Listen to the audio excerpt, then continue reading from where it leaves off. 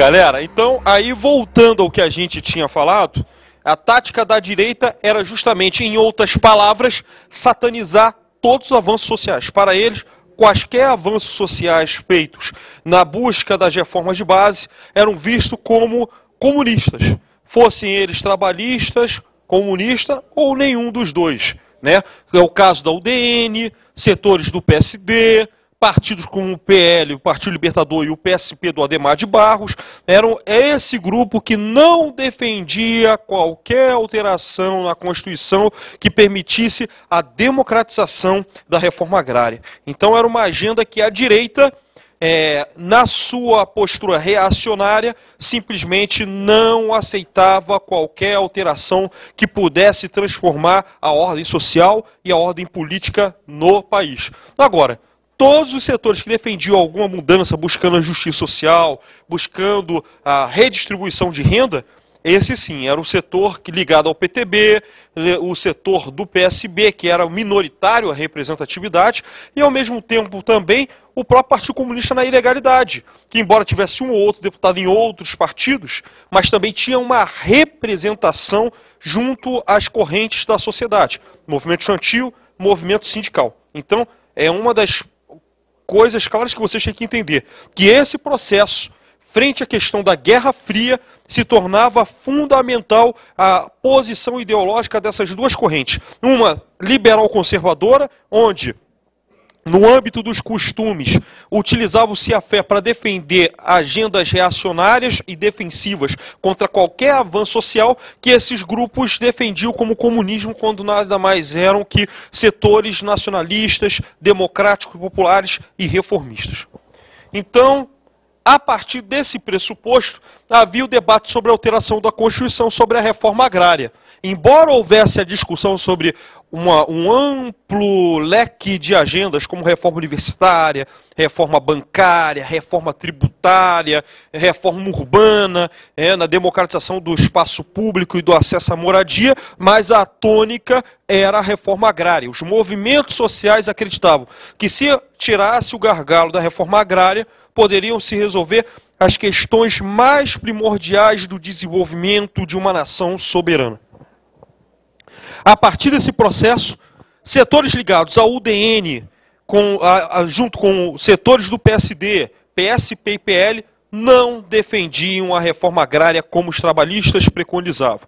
E aí eles falavam, a Constituição é intocável. Só que a Constituição de 1946, mesmo que eles dissessem que eram intocáveis, para o povo não tinha essa mesma percepção. Vale atentar que vocês tinham sindicatos, tinham pessoas ligadas ao movimento estudantil, movimento comunitário, movimento de camponeses, intelectuais, militares, enfim, no campo progressista, que defendiam as reformas de base. E era sobre essas agendas que eles compunham a frente de mobilização popular, no sentido de construir uma agenda de soberania nacional. E por conta desses conflitos, uns apostavam na articulação do Congresso Nacional, que era mais setores conservadores. Já a esquerda dizia que o Congresso Nacional por si já era reacionário e não haveria outra opção senão a aposta nas ruas. E foi por esses motivos que a Frente de Mobilização Popular simplesmente se articulou nas greves, nos atos, das atividades para poder promover a plena mobilização do processo político brasileiro. E por consequência, o que é que aconteceu? Simplesmente você tem o aumento das greves e, por conseguinte, a pressão popular para que Jango não faça a política da conciliação. O que era a política da conciliação, em outras palavras? Usa as articulações, os acordos políticos. Jango, nos anos 50, ele fazia articulações políticas, mas beneficiando a classe trabalhadora. Só que o processo político estava tão radicalizado que qualquer diálogo que o Jango fizesse para a centro-esquerda ou centro era considerado como pacto de conciliação. E aí se tornava algo ofensivo para as esquerdas. E aí a gente tem o comício da Central do Brasil. Esse comício da Central do Brasil vai ser simplesmente a mudança e a inflexão do Jango para uma nova modalidade. Ele, a partir desse processo, ele já não opta mais pela articulação com os setores do Congresso Nacional, seja na Câmara dos Deputados ou no Senado. A aposta dele vai ser mobilização das massas. E vai ser o primeiro grande teste com o comício da Central do Brasil, que na véspera do feriado, numa sexta-feira 13, fatídica sexta-feira 13, Lacerda, para tentar desmobilizar, colocou feriado no dia para ter o esvaziamento do evento e ainda policiou as pistas de entrada do estado da Guanabara para impedir o acesso de mais pessoas.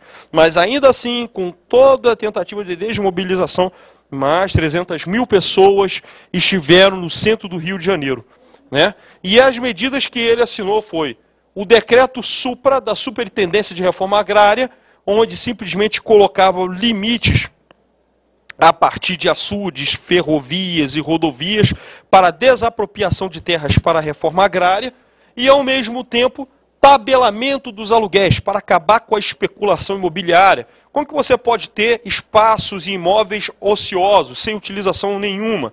Não, esses espaços têm que ser reservados de moradias. E, inclusive, tem caráter punitivo a quem especula a partir do uso dos imóveis ociosos, né? E, ao mesmo tempo, você tem a encampação de todas as refinarias privadas para a Petrobras.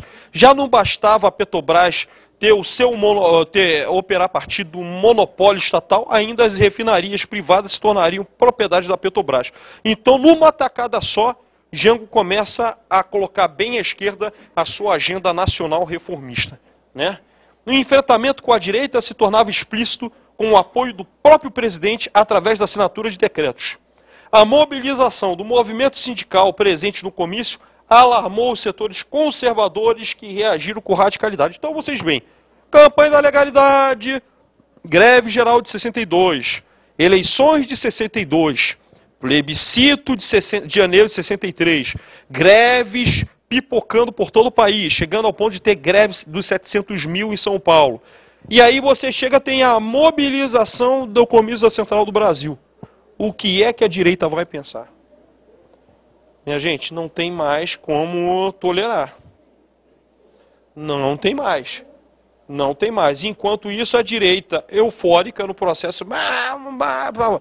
Num lado, ela estava correta de se mobilizar e chamar as pessoas. O problema é que ela superestimou as suas forças. E quando você superestima as suas forças, você às vezes não sabe como o teu adversário está preparado dentro do processo. O povo exige reformas de base, né? Atua o Sindicato da Saúde do presidente João Goulart, né? Povo unido, legalidade ao PCB, e PPP e papapá.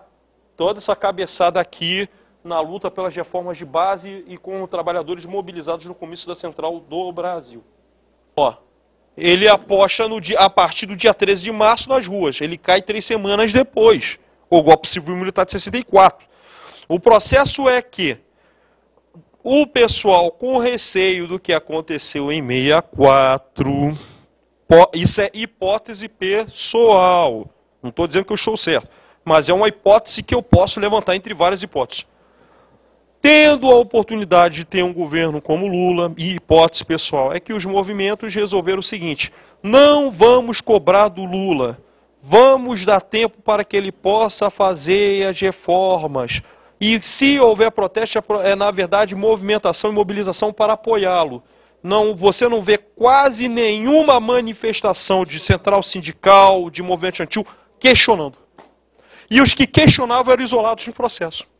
A moral da história, o que acontece? Você tem uma geração nesse interregno, de 2003 a 2016, essa geração que nasce ano 2000, 1998, o pessoal não se lembrava da RFHC. Começa a experimentar o auge do governo Lula na sociedade de consumo. Aí chega com todas as facilidades, chega o governo Dilma, começa a restringir políticas liberais, cortes, PPP, e o cara acostumado com a sociedade de consumo, o que é que ele vai fazer? E na vibe da direita, olha, você está na universidade não por conta de uma política do Estado, foi porque você passou no vestibular. Olha, esse carro que você comprou não foi por incentivo ao crédito, foi porque você conseguiu com o seu trabalho. Então você começa a colocar discurso meritocrático, que é um discurso liberal. E a partir daí essa geração vai começar a ver que o discurso da esquerda não dá certo, porque olha só, temos um governo de esquerda que está começando a tirar a direita, está começando a esvaziar, não, então é fora PT, fora PT, fora PT, fora PT. E todos os outros partidos dentro desse bloco e todos os outros movimentos sociais dentro desse bloco pegaram o respingo do PT. Todo o PDT, PCdoB, até o PSOL. Até o PSOL que fazia oposição. Então, qual é a leitura que eu faço? Diferente de 63, 64, aliás, de 61 a 64, ou 58 a 64, que o movimento social, mesmo apoiando os governantes, cobravam, aqui foi o contrário. Aqui os movimentos sociais ficaram na defensiva. E aí, minha gente, nenhum de nós, e vamos ser sinceros, nenhum de nós imaginava em 2013 que nasceria um movimento de direita ativista. Aí, 2 dias depois da reforma do comício das reformas de base, o comício da Central do Brasil, você tem a mensagem do Congresso Nacional enviada por Jango em 15 de março de 64, né? 2 dias após o comício. E aí a direita ficou resoluta na ideia de derrubar o Jango. O PSD se uniu ao UDN para enfrentar os trabalhistas. Por conta da aposta nas ruas, o PSD, que já não estava apoiando muito o Jango, partiu de vez para o apoio da UDN. Como a Constituição é intocável, não vai ter reforma agrária com desapropriação sem pagamento. Então era esse o mote político ideológico dessas discussões. As tensões não apenas estiveram com a Marcha com Deus pela Liberdade, pela Família e pela Liberdade de São Paulo, em 19 de março de 64, como também no uso do discurso legalista para condenar a revolta dos marinheiros em 27 de março de 64. E aí a gente tem o apoio institucional da Embaixada dos Estados Unidos com Lincoln Gordon, em articulação com os governadores Carlos Lacerda, da UDN de Guanabara, Ademar de Barros, do PSP de São Paulo, e Magalhães Pinto, da UDN de Minas Gerais, para a deposição de João Goulart. Quase uma semana depois, dia 19 de março de 64, Marcha da Família com Deus pela Liberdade, isso em São Paulo. Queremos governo cristão, verde e amarelo, sem foice e sem martelo. Tá de sacanagem, tá de sacanagem. Democracia para o Brasil, comunismo não, democracia sim. E olha o nível das faixas, muito bonitinha, não sei o que, caraca. Aí você começa a ver a cruz de Cristo no meio dessa sacanagem toda, a pomba do Espírito, coitado da pombinha. Pô, é muita sacanagem. Caraca, velho. E aí o que acontece? Você tem todos esses desdobramentos, o discurso do Jango no Automóvel Clube para sargentos e subtenentes, onde simplesmente o Jango manda as realidades e longe de um discurso ensaiado, ele faz um desabafo sobre a marcha reacionária e o papel de defesa dos trabalhadores e principalmente dos militares, nacionalistas de baixa patente.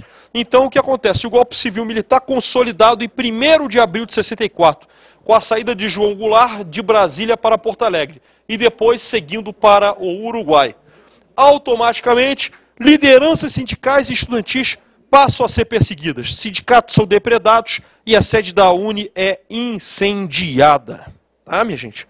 Aqui depois, manobra do Congresso Nacional com a vacância da presidência. Se lembram, o senador Auro de Moura Andrade, do PSD de São Paulo, caiu com o gabinete dele por conta da greve geral de 62. Se lembram? Moral da história. Está vago o cargo de presidente da República. Aí o Tancredo Neves aproveita, canalha, canalha. E o Roger Ferreira do PSB dá uma cusparada na cara do senador Auro. E aí, sucessivamente, a gente vê qual é a situação, né? E aí, depois dessa manobra da vacância da presidência, mesmo o Jango estando em solo brasileiro. E depois a eleição indireta de Castelo Branco, já para o dia 9 de abril de 64. Né? E depois do dia 11 de abril, 2 dias depois da posse, eis que o Castelo Branco presenteia o povo brasileiro com o ato institucional número 1, caçando os direitos políticos de políticos, líderes sindicais, militares, dirigentes de esquerda, ou que fossem vistos como ameaça ao novo regime. Então, já começa o bonde do terror, os militares falando que acabou o caô, o milico chegou, e começa todo esse processo de perdas de direitos. E aí, concomitante a isso, 2 meses depois, A lei Suplicy de Lacerda coloca a Uni e a UBS na ilegalidade. Sede da Uni queimada, destruída, incendiada aqui. E, ao mesmo tempo, ó, Fotolado tanques desfilam no Rio de Janeiro, em 1º de abril de 64, desfecho do golpe civil-militar de 64. Carlos Lacerda com a metralhadora dele, no Palácio Guanabara, se sentindo boyzinho, com metralhadora leve em cima da mesa, no Palácio Guanabara, para dizer que é machão, necessidade de autoafirmação. E aí, incentivado pela mídia, pelas organizações Globo, praticamente 800 mil pessoas foram para a Marcha da Vitória no dia seguinte ao golpe. 800 mil pessoas, né? Com ampla divulgação da mídia, amplo apoio do governo da Guanabara com Carlos Lacerda, incentivando as pessoas, com o jornal Globo, mais de 800 mil na Marcha da Vitória, está aqui. Ah, e também tinha o Magalhães Pinto aqui, ó, patrocínio do IPEs, grande imprensa e governadores como, ou seja, quanto que rolou de dinheiro para fazer propaganda e tudo em cima da hora, né? A partir do AI-1, os direitos políticos e civis foram sistematicamente reduzidos. A justificativa colocada pelos articuladores do novo regime residiria na necessidade de assegurar a vitória do movimento. As medidas presentes no AI-1 evitariam a ascensão e a participação política de quadros considerados corruptos e subversivos, através da doutrina da segurança nacional. O direito do exercício da greve passou a ser controlado a partir do governo Castelo Branco com a lei antigreve, isto é, a lei 4330/64. Nesta nova regra, para que houvesse uma paralisação, ela teria que ser aprovada pelo voto secreto de 2/3 da categoria em 2 turnos, com intervalo de 1 mês entre eles. Ou seja, para sacanear, para não ter greve, né? Para não ter manifestação de um movimento sindical, né? Quer dizer que eu voto em secreto, né? E ainda tem que conseguir 2/3 do voto secreto. Me diz como é que eu vou conseguir esse convencimento? Só se for um sindicato hiper representativo, e olhe lá. Se é que, e ainda mais nesse contexto, né? Onde estavam prendendo líderes sindicais, onde estavam fazendo IPMs, interrogatórios. Hã? Ou seja, acabou. Com o movimento estudantil posto na ilegalidade, com a lei Suplicy de Lacerda e a perseguição de líderes trabalhistas, comunistas, nacionalistas, inclusive de oposição à ordem vigente, o caráter, a princípio, híbrido deste regime tomaria proporções de cunho autoritário. O modus operandi do regime ditatorial baseava-se na díade segurança e desenvolvimento, com alinhamento acrítico aos Estados Unidos e rompimento das relações com os países que integravam o bloco soviético. Ou seja, o regime ditatorial com um alinhamento incondicional aos Estados Unidos no auge da Guerra Fria e no bojo da guerrilha ideológica, passaria a satanizar e considerar como subversivos todos os quadros que destoassem do discurso oficial do regime ditatorial nascente. No campo econômico, opção monetarista somada com arroxo salarial, sob pretexto de combate à inflação e saneamento da economia. Defesa da livre iniciativa do mercado e ao ingresso do capital estrangeiro, mas com planejamento através do Programa de Ação Econômica do Governo, PAEG, elaborada por Roberto Campos. Isso traria bastante satisfação da população por conta do arroxo salarial e automaticamente até apoiadores do golpe, como o próprio Carlos Lacerda, passariam a contestar o governo do Castelo Branco, inclusive com arroubos nacionalistas dizendo que essa medida econômica provocava carestia e, ao mesmo tempo, indignação da população. E ainda Lacerda desafiava o Roberto Campos dizendo que quer ver política econômica dar certo, é só ver justamente do bolso da dona de casa e do tamanho da compra que ela fazia. Então, chegava a ponto de ambos deblaterarem um ao outro na televisão, por exemplo, com cartas ou discursos em cadeia. E cada um deles justificando o porquê das medidas ou o porquê ser contra. Quando eles eram amigos, tá? Quando eles tinham uma admiração mútua. Carlos Lacerda e Castelo Branco. Só que aí o regime ditatorial começa a radicalizar. E aí como é que a gente vai começar a ver o processo? Pô, já não tem trabalhistas. Os comunistas estão sendo perseguidos. Vão começar a perseguir quem? Quem tem viabilidade eleitoral para a eleição de 65? JK. JK, olha, consegui achar na marra essa foto. JK lendo a cassação dele. Sacanagem, né? Sacanagem. E aí ele lê a cassação dele e ele vê que não pode ser mais candidato a presidente em 65. Inclusive, vai lembrar o seguinte, que o JK se silenciou com um golpe em marcha. Por quê? Porque malandramente ele quer ser presidente, quer tirar o Jango de vez para conseguir o voto da gente. Foi nessa... Ai, safado. Então, aí ele foi nessa vibe. E aí, depois dessa vibe, achou que ia ser candidato a presidente. O que aconteceu? Cassado em junho, 2 meses depois do golpe. Para deixar de ser bucha. Em 64, intervenção do Ministério do Trabalho em 409 sindicatos e 43 federações. Tá, gente? Isso aí foi o presentaço do regime ditatorial nascente para o movimento. Isso em 64. Tá? Depois, 64 e 65.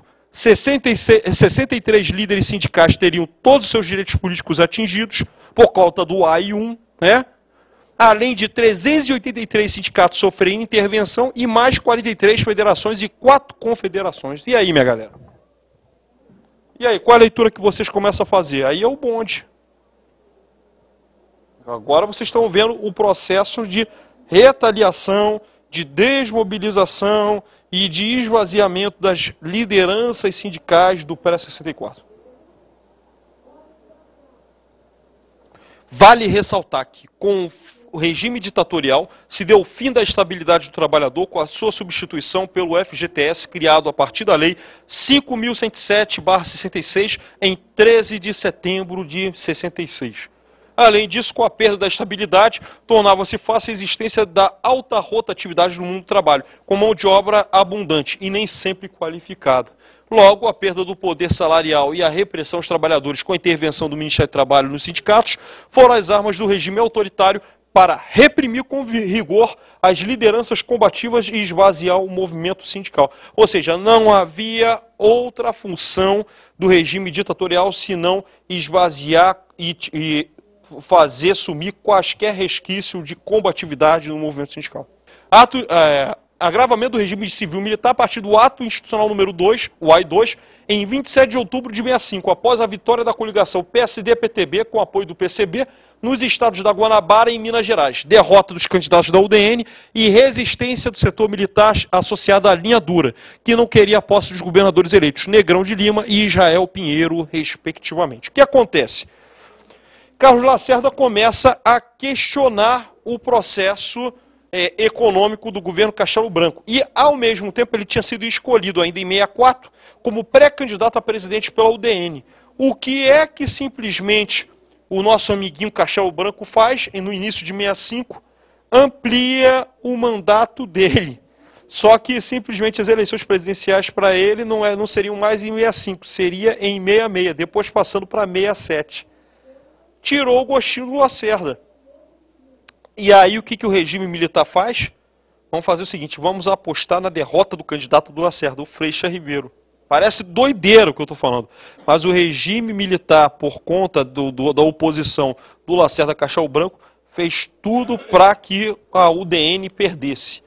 Só que a moral da história foi a seguinte, a perda foi mais emblemática porque foi Partido Comunista, os trabalhistas e o PSD do Negrão de Lima. Ganhou na Guanabara e a vitória não foi atribuída ao governo, foi atribuída a esses grupos.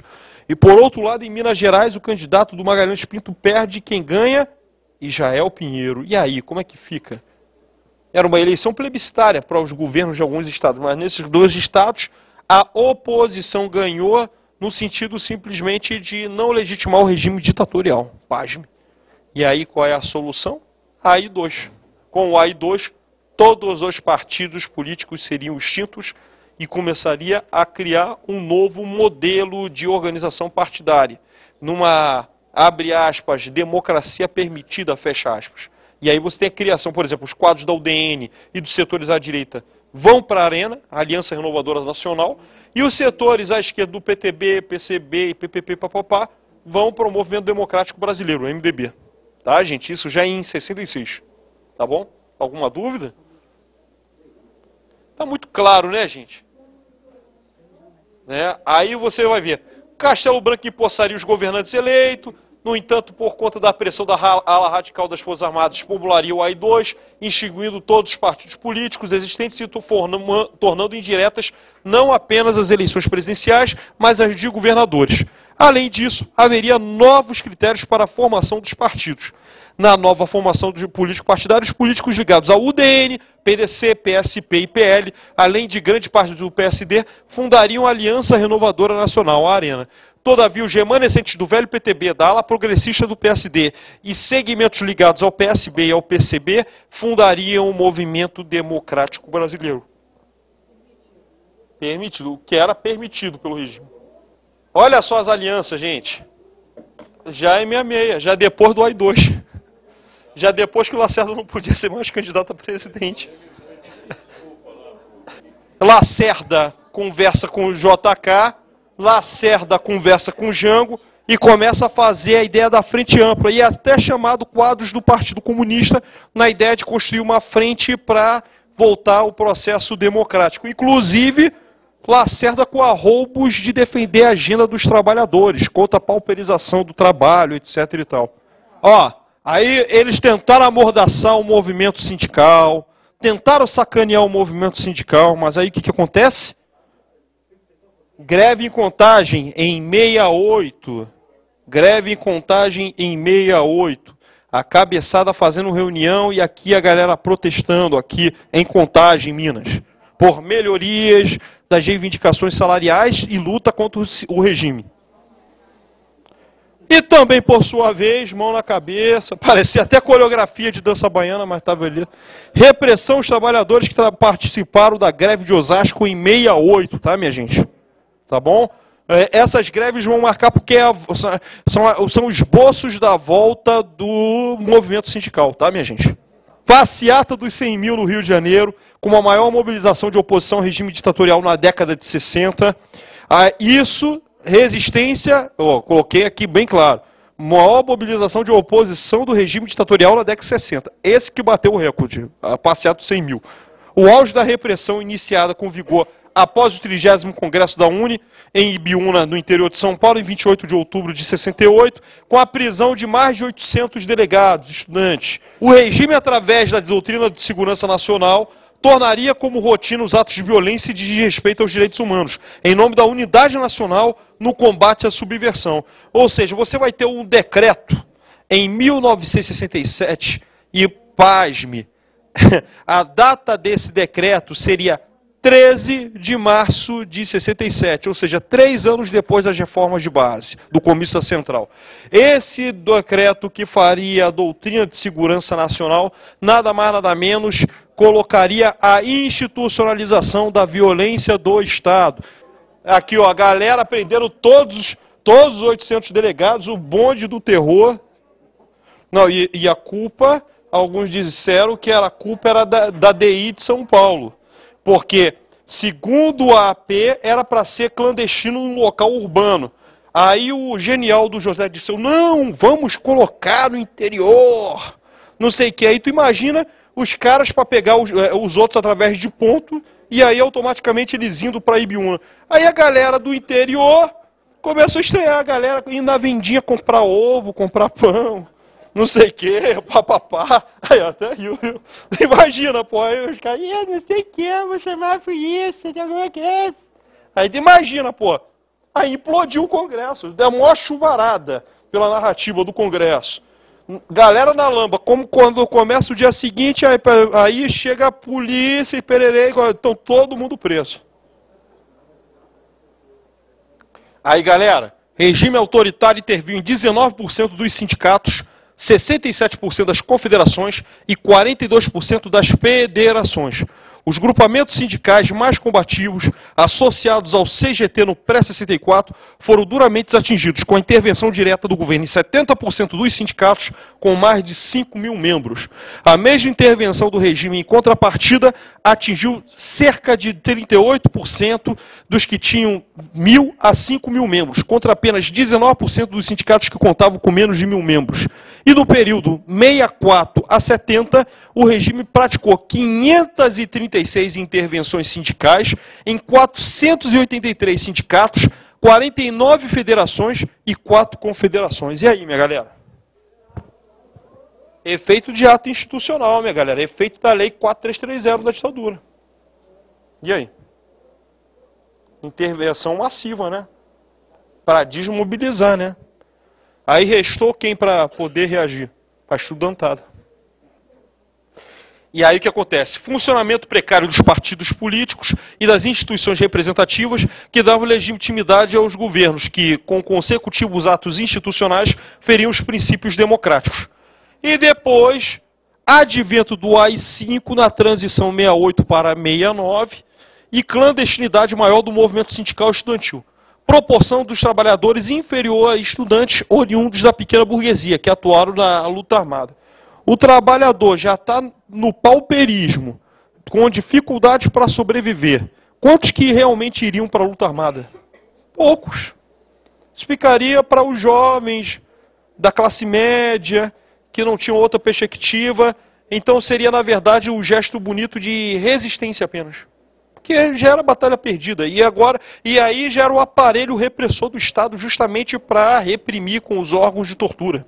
Né? E isso para um movimento estudantil. Não que os trabalhadores não participavam da luta armada, mas foram poucos, em comparação ao contingente expressivo de estudantes. Tá? E, ao mesmo tempo, rigor na tortura institucionalizada pelo regime ditatorial, em meio ao milagre econômico no governo Médici, beneficiando as classes altas e, quando muito, a tradicional classe média. Tá, gente?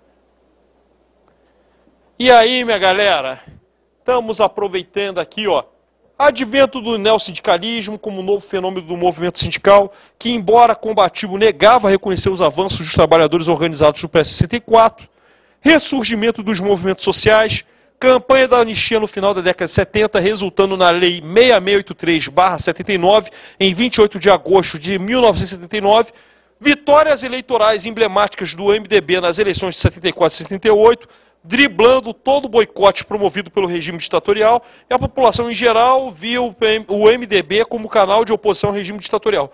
E a partir daí você tem alguns avanços. Refundação da UNE em 79, da UBS em 81, existência do pluripartidarismo em 79 com novos partidos como PMDB, PT, PDT, PDS, PTB. E partidos comunistas só se tornam legais apenas em 85.